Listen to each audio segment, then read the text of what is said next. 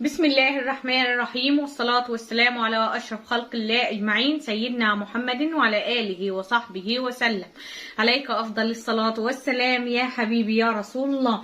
إن شاء الله النهاردة هنعمل وصفة رز جميلة جدا بمناسبة إن احنا في موسم الفول الأخضر، فاحنا النهاردة هنعمل وصفة بيه جميلة جدا واقتصادية جدا، هتعمليها في البيت بمنتهى السهولة، ما فيهاش يعني ايه تعب ولا مجهود. هنا عشان نعمل وصفه، اول حاجه هنا عندي الفول ده مفرزاه، كنت جبته وفصصته، ما بتحطيش عليه ميه خالص ولا اي حاجه. بعد ما بتفصصيه في كيس بلاستيك بتروح حطاه في الفريزر، وقت ما بتيجي تستعمليه طلعيه فك مستعجله، حطيه في ميه في الكيب بسرعه واشتغلي بيه عادي، بيبقى جميل جدا. هنا عندي 2.5 كوباية من الرز نقعاهم بالطريقه دي، وعندي هنا ربطه كزبره خضراء. هنيجي هنا في شفشق الخلاط هقطع ربطه الكزبره وهكملها، احط لها حوالي نص كوبايه ميه على قد ما اغطي السكينه بتاعه الخلاط، وهبدا افرمها ناعم قوي لحد لما الكزبره تنعم معايا. عندنا في حله على النار 2 معلقة كبار زيت، وعندي معلقه كبيره من السمنه، هنزل عليهم ورقتين من الورق اللورا واسيبهم لحد لما السمنه والزيت يسخنوا كويس قوي. بعد ما بيسخنوا معايا بنزل بمعلقه كبيره من الثوم المفروم، وهبدا اشوحها كويس قوي لحد لما تاخد لون ذهبي. بعد ما خدت اللون الذهبي بالطريقه دي ببدا منزل بالفول بعد ما اديت له شطفه، وبنزل عليه بحبه من الكزبره الناشفه، مكعب من المرقه، رشه شطه، والشطه طبعا اختياري. وهبدا دلوقتي اديلهم تشويحه على نار عاليه، واحنا وبنشوح هننزل عليهم بنص معلقه كبيره من الملح.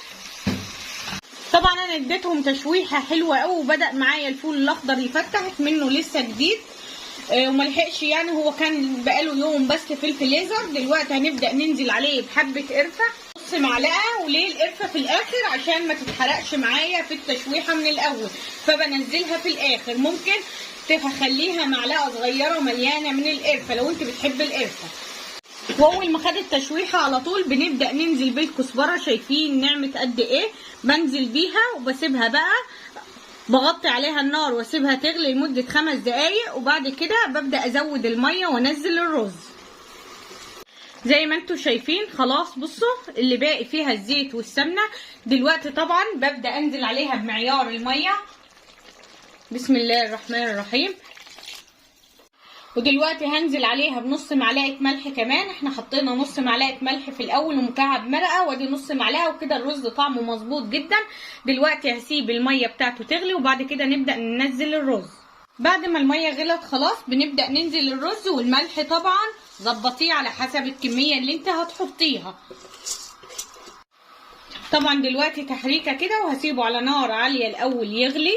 اول ما بيغلي كده بهدي النار عليه وسط واسيبه لحد لما يبدا يتشرب كده. خلاص بقى هنبدا هنديله تقليبه بالطريقه دي، ونبدا نهدي النار على الاخر لحد لما يستوى معانا. نسيبه يتلدن بقى، يعني ممكن 10 دقايق ربع ساعه، وبعد كده بتطفي عليه النار.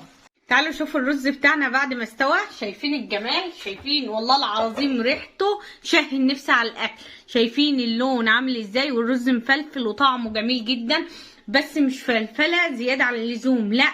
الرز فول بيبقى حابب ان هو يبقى ماسك نفسه شويه وواخد تسويته كويس قوي. فبنيجي هنا عندنا في طبق نبدا نغرف الرز.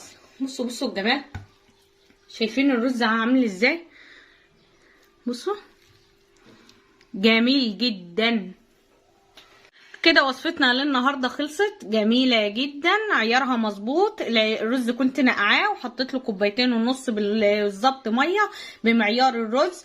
بس كده، فاتمنى بجد تكون وصفتي للنهارده عجبتكم. لو عجبتكم الوصفه لايك وشير للفيديو، وصلوا على رسول الله. عليك افضل الصلاه والسلام يا حبيبي يا رسول الله.